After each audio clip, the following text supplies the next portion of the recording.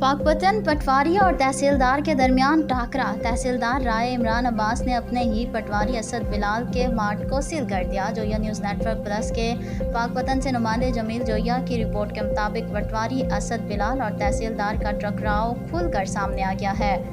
तफसीलात के मुताबिक तहसीलदार राय इमरान अब्बास ने अपने ही हलके के पटवारी असद बिलाल के मार्ट को सील कर दिया, जिस पर पटवारी ने डी सील करने की तहसीलदार की बहुत मिन्नत समाजत भी की, लेकिन तहसीलदार अपनी बात पर अड़ गए और पटवारी को नौकरी से फारिग करने की धमकी भी दे डाली।